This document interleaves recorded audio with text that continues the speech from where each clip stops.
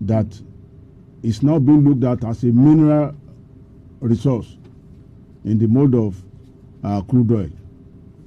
So all in all, let us also give it that for government to make a proposal, there must always be a patriotic reason behind it.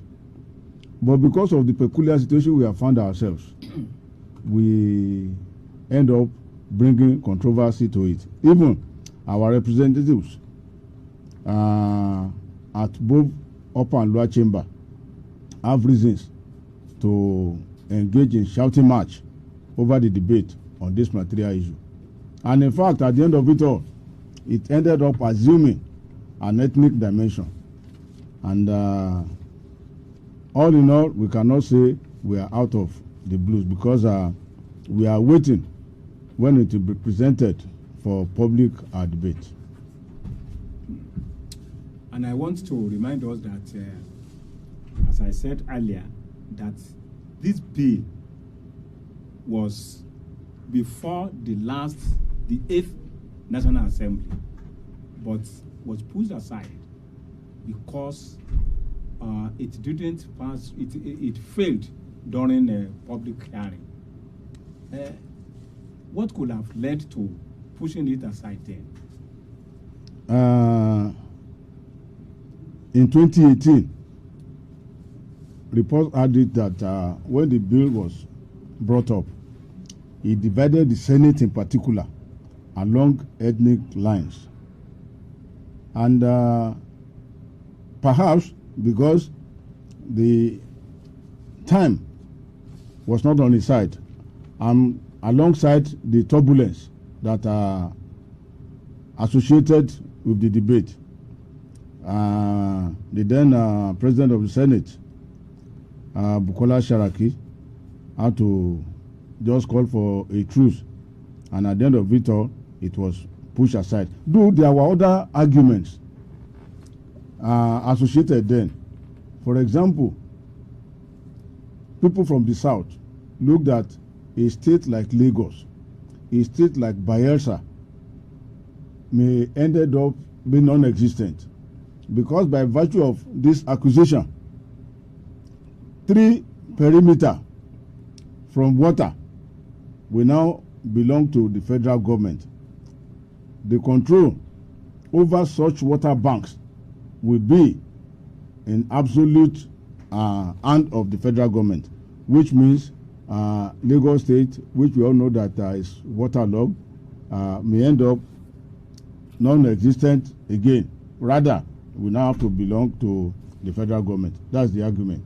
And when you also look at the letters of that bill, there were about 20 states involved that will be so affected, even including some 1 or 2 northern states, because water that crisscross states will be so affected in terms of control of the banks and the resources therein.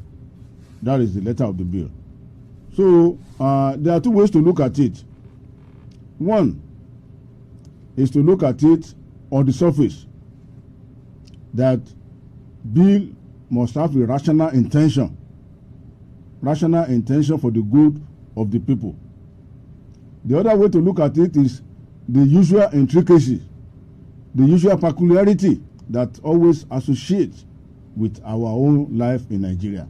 That is why people have to draw these misgivings at a time that we are clamoring for true federalism, at a time that killer S-men are all over this place prowling, and at all costs their cows must graze the land, at a time of expansionist agenda, at a time when reciprocity doctrine is not at play.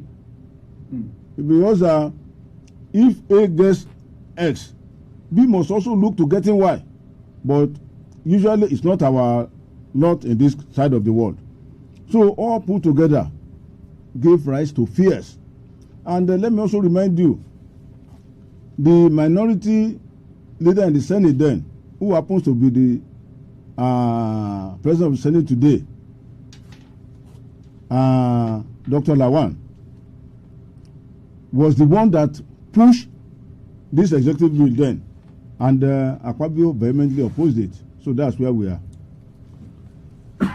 Sorry. Now, you have mentioned Lagos. You see, from certain quarters, people are saying that this bill is, if it becomes law at last, is targeting Lagos waters, where Lagos State government makes billions, and that the waters will come under federal control. Also, the Niger Delta people, their means of livelihood depends mostly on water, e.g. fishing. And apart from fishing, you still get oil from all these riverine areas, so that not water alone, but everything underground shall be in control of the federal government. And then licensing, before water drilling for boreholes. You know, many people are living on this today because government has failed in its responsibility to provide potable water for millions of Nigerians. And people go into water business. When water